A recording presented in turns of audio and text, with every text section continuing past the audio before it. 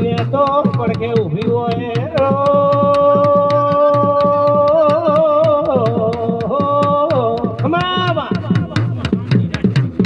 તમારી જેટલી સારું આવે રહેજો માં પંચ બોલાવે પંચનો ભગવાન